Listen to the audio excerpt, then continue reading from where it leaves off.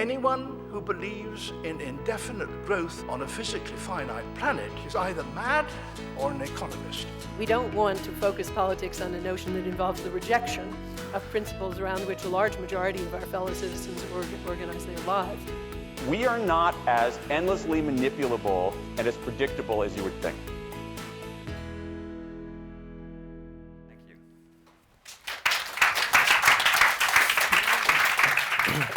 Now, in terms of the riots, which obviously it's just over a month now, I think, when they first exploded, and it's still difficult to talk about the riots because they were a bit of a national trauma in a way. People felt terrorised in their own communities. People were burned out their homes and their jobs. A poll just 2 days after the riots began showed that 90% wanted water cannons used on rioters and looters. 2/3 of people wanted the army to be sent in, and a third wanted live ammunition used. And that was just 2 days into the riots, and it showed that even then, Britain had moved several notches to the right on law and order, and a whole range of other things, which I'll go into. A poll done by The Guardian on the 23rd of August showed that 7 out of 10 people wanted rioters and looters to have tougher sentences for the crimes they committed than would otherwise be the case. But what's interesting about that is as you go down the social scale, you're more likely to demand and support tougher sentences. So the ABs, the professionals at the top, just 64% wanted tougher sentences, but at the bottom, the DEs, it was 80%. Which didn't surprise me, because in terms of, if you like, communities where the riots happened, people were more likely to be angry about them and demand tougher sentences. Because in Britain, the poorer you are, the more likely you are to be a victim of crime and antisocial behaviour. And what's interesting is, before all this happened, there was this idea of a feckless underclass, those who were work-shy and were a problem that had to be dealt with. Their poverty was the responsibility of their own behaviour. But this idea of a feral underclass is one notch above, if you like, the old idea of the undeserving poor, that there are people who are poor not just because they're undeserving, but because, effectively, they're like animals. Now, we've seen, in terms of the sentences we've seen talking about, David Cameron, of course, came out and called for the eviction of rioters who are council tenants, a form of collective punishment, of course, because those who will be evicted include the innocent families of those charged and convicted. He also spoke of slashing benefits, and magistrates and judges will be asked to dock the benefits from criminals generally. And again, that's using the backlash from the riots to establish the principle that if you are poor and you break the law in this country, you will be punished twice, once through the justice system and the other through the benefit system, for example. Now, in terms of the punitive punishments we saw, I'll give you a couple of examples, just to show the kind of response in the justice system after the kind of near hysteria. And I don't use hysteria in the traditional sense. It was partly people felt justified in that hysteria, if you like. Anderson Fernandez in Manchester was imprisoned for 16 months after he helped himself to 2 scoops of stolen coffee ice cream. But what was interesting, other than reinforcing this idea of a feckless, feral underclass, was the other groups as well which got caught up in the backlash. One of them was single parents, this idea which was resuscitated of fatherless families being responsible. And of course, the other group which was caught up in the backlash were black people. And of course, I had a front row seat when David Starkey uttered his probably now rightly infamous remarks. And what he was saying there was effectively that black culture was responsible, that he had colonised white culture and in the process turned white people into thugs. So in this atmosphere, it's very difficult to try and actually discuss the reality behind the riots. And what makes it more complicated is actually there were a range of riots and a range of motivations within each riot. Now, if we look at Tottenham, and I think Tottenham, it's important to separate it from what actually happened. Tottenham, as people know, the riots were triggered by the killing of 29-year-old Mark Duggan on the Thursday before the riots took place. His body was kept from the family for 36 hours. Now, Tottenham, 1 in 2 people grow up in poverty. There are 34 unemployed people for every vacancy in Tottenham.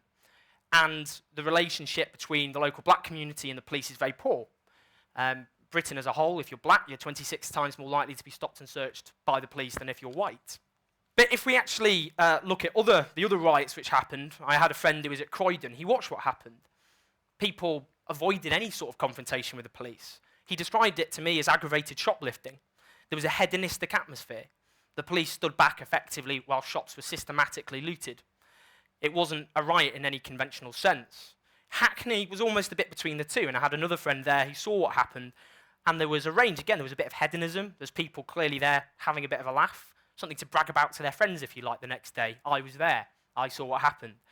Other people were clearly expressed anger and frustration. So there's a whole range of different motivations. But what I think is important, I mean, if we actually look at now, it's becoming increasingly clear, pictures being painted of the people who are actually being charged and appeared in court. 80% of those who appeared in court were unemployed and not in education. The vast majority were 24 or under. The median age was 30. 80% of those people were over 18. 91% are men. Now, the Financial Times actually did a study of those charged in London. A third of them were from the poorest fifth of London in terms of the communities themselves. 2/3 of those arrested and charged were in neighbourhoods with below average income, and just 3% were from the wealthiest 20% of communities in London. So what we are dealing with is a tiny slither, and it is a tiny slither, of Britain's burgeoning young poor. Now it's interesting, some of the other interviews that come out largely in the foreign press, often, which I think partly because there was a fear in the British press to actually give a voice to people who were to be condemned universally by the British press as mindless hooligans. Now, one person involved in the Hackney riot said, the people involved weren't your typical hoodlums out there. They were working people, angry, they'd raised the taxes, cut child benefit, everyone just wanted to use it as a chance to vent. Another, an ex-police youth offender, who quit the unit after complaining it was a white institution, said she sympathised with the rioters. What other platform have the youths got? So, I mean, the problem we have at the moment is there hasn't really been any systematic attempt to look to get the voices of those involved. If we look at the broader social situation in this country, and we look at youth unemployment, for example, it's now 1 in 5. It's the highest it's been on record. Now, the Prince's Trust at the end of 2009 looked at the emotional consequences, depression, feelings of rejection, insecurity, and even suicidal thoughts. Now, what's happened across the country is, say, 30 years ago, when you had far more industrial jobs. So in 1979, 7 million people worked in manufacturing. It's just over 2.5 million today. And there were skilled apprenticeships which existed for young men when they came out of school. These were often, they were well-respected, well-regarded. They gave life some sort of structure. They were a gateway to a possible, respectable life and job, which was secure and stable.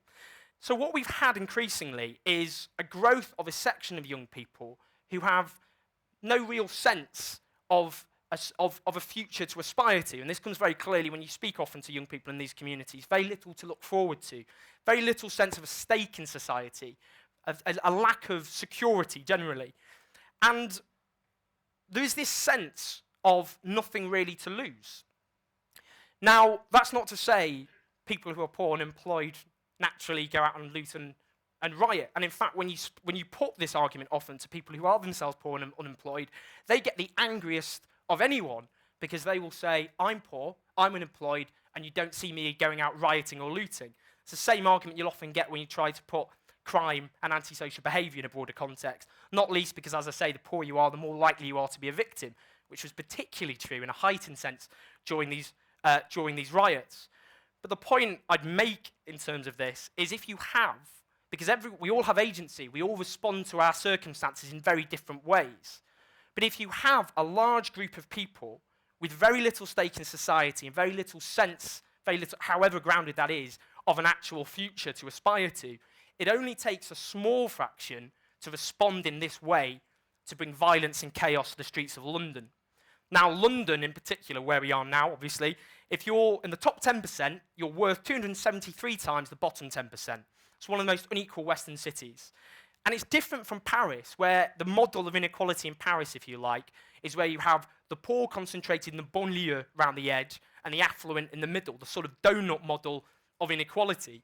But in London, the rich and poor must live on top of each other. And that's particularly true in a place like Hackney, which is one of the poorest boroughs in the country, but has pockets of real, genuine affluence. So you'll get upmarket organic shops and posh cafes next door to betting shops and pawnbrokers. Now, I think there's a toxic mix with consumerism because we are a hyper-consumer society where your status is so much dependent, particularly if you're young, on what you wear and what you own.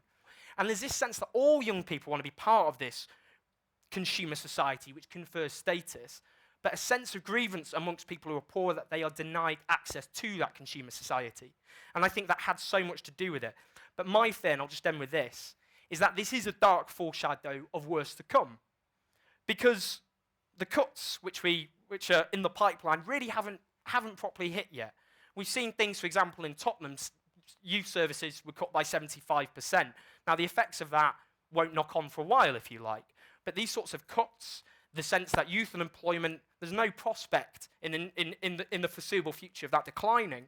And unless that anger, frustration, boredom, disenchantment, disengagement, whatever you want to describe each of these, and they all exist in very different ways, often overlapping in different ways, unless that is organised properly and given a real political direction, I think what we've seen could be the start of far uglier manifestations. And if we look at what happened in America in the 1960s and 70s, what those riots did is polarise the country and helped a resurgent populist right gain support, often from those they wouldn't otherwise have been able to win support from.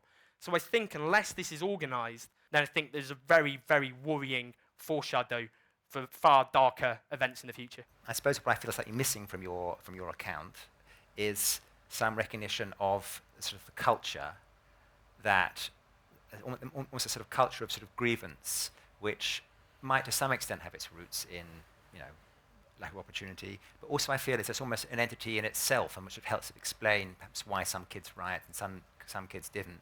I mean, you don't mention gangs at all in your, but the gangs clearly are a sort of force, and they're not just the result of discrimination or just the result of poverty. Or they might have once been, but they are now a culture, a powerful culture in its force in itself, which is reinforced also by sort of culture of music and so forth, which constantly sends a message that you don't have a chance, that everyone's against you, and it's sort of self-fulfilling in a sense. Again, gangs aren't, they're very disparate, depends on the gang you're talking about, but the Joseph Rowntree Foundation did a very interesting study about gangs, and they found that often they were a way of actually young people who didn't feel a sense of belonging in their community, and it was a way of getting a sense of belonging they otherwise lacked. It was a sense of people often who felt bored, and it was a way of actually having a bit of excitement. Some gangs were actually about people, young people, the study found, of finding ways to avoid trouble by looking out for each other.